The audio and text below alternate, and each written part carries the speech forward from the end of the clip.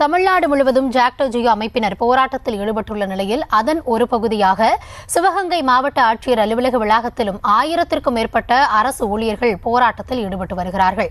இதனால் அரசு அலுவலகங்கள் வெறிச்சோடி காணப்படுகின்றன. இதுகுறித்த கூடுதல் விவரங்களுக்காக இணைகிறார் எம்முடைய செய்தியாளர் ஃபாரூக். விரிவான விவரங்களை வழங்கலாம்.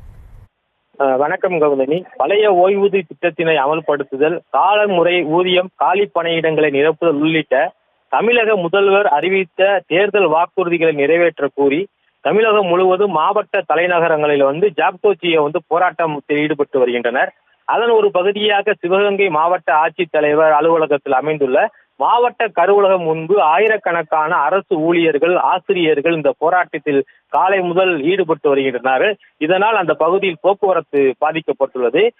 அதுபோக அரசு அலுவலகங்களில் பணி செய்யக்கூடிய அரசு ஊழியர்கள் அனைவரும் விடுப்பு எடுத்து விட்டு இந்த போராட்டத்தில் கலந்து கொண்டு இருப்பதால் அரசு அலுவலகங்கள் முழுவதுமாக வெறிச்சோடி காணப்படுவதால் பொதுமக்களுடைய சேவைகளும் அரசு பணிகளும் பெருமளவில் பாதிக்கப்பட்டுள்ளது. அதுபோக இந்த போராட்டத்தில் அதிக அளவிலான ஆசிரியர்கள் பங்கெடுத்துள்ளதால் அரசு பள்ளியில் பயிலக்கூடிய மாணவர்களுடைய இந்த இன்றைய நாள் கல்வி நாள் மிகுந்த பாதிப்பு ஏற்பட்டுள்ளது. இதனால் சிவகங்கை மாவட்ட ஆட்சித்தலைவர் அலுவலகம் முன்பு ஏராளமான போலீசார் பாதுகாப்பு பணியில் ஈடுபட்டு வருகின்றனர். கௌதமி, விவரங்களுக்கு நன்றி ஃபாரூக்.